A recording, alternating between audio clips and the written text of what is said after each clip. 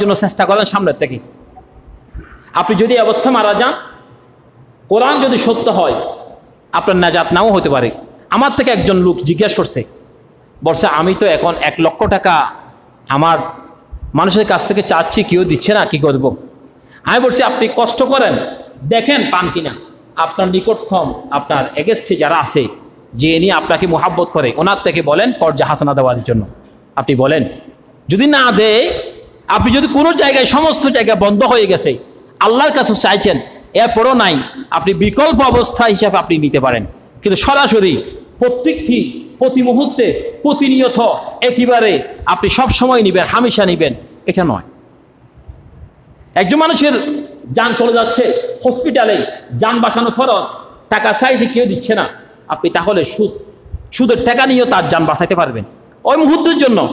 কিন্তু আপনি সবসময় এখানে লুডো খেলবেন, তাস খেলবেন, ছক্কা খেলবেন, 5G খেলবেন, বিভিন্ন আপনি জুয়ার সাথে সম্পৃক্ত থাকবেন, বউকে বলবেন না আমার জন্য তুমি কিছু টাকা নিয়ে নাও, সুদের টাকা নিয়ে নাও, এটা নয়। আল্লাহ এবং রসুল আপনাকে যেটা বলছেন সেটা যদি আপনি মেনে চলেন, তাহলে আপনার জন্য পরকাল শান্তি, না হলে পরকাল আপনার জন্য কোনো শান্তি নাই।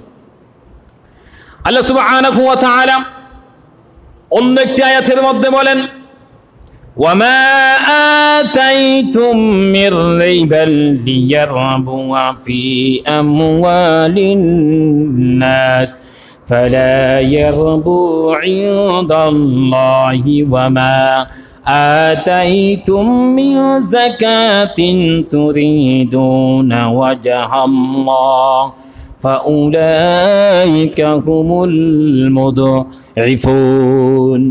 আল্লাহ সুবহানাহু ওয়া তাআলা বললেন, মানুষের সম্পদ, তোমাদের ধন সম্পদ বৃদ্ধি পাওয়ার আশায় তোমরা যেই সুদ দিচ্ছ, মানুষ যেই সুদের কারবারে করলে টাকা বাড়ে, টাকা বৃদ্ধি হয়, টাকা বেশি হয়, ইন্টারেস্ট হয়, কিন্তু আমি আল্লাহর কাছে তোমাদের টাকা কমে যায়, তোমাদের কাছে টাকা বাড়ে বলে মনে হয়।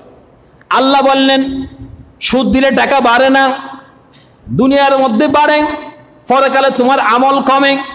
তা আমাদের পরকালে আমল যদি কমে যায়, আমাদের এই দুনিয়ার টাকা পয়সা কি পরকালে কোনো লাভে আসবে? কোনো ফায়দা হবে না।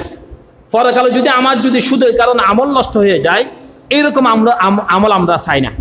আমরা ওই আমল চাই যে আমলটা পরকালে আমার নাজাত হবে।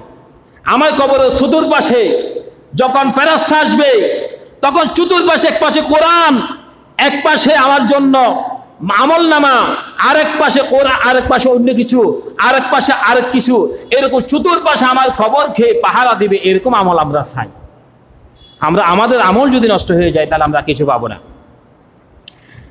আল্লাহ বলছে, যাকাত দিলে সম্পদ বাড়ে, সুদকালে সম্পদ কমে। মানুষ মনে করে উল্টাটা, মানুষ মনে করে নয়, সুদ খেলে বাড়ে, যাকাত দিলে কমে। আল্লাহ বলছে যাকাত দিলে বাড়ে, সুদ খেলে কমে। তাহলে আমরা কি আল্লাহরটা শুনবো না, নাকি মানুষেরটা শুনবো?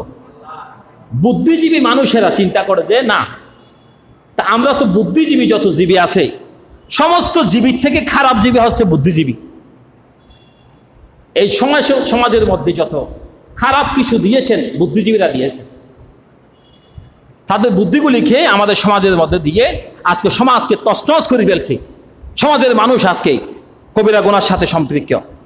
মানুষ আগে গুনাহ করত গোপনে, এখন করে ওপেনে, প্রকাশ্য ঘুষ দেওয়া, ঘুষ নেওয়া, এটা আগে গোপনে ছিল, এখন প্রকাশ্য ঘুষও দিচ্ছে, প্রকাশ্য সুদও নিচ্ছে। তাহলে নবীজি কি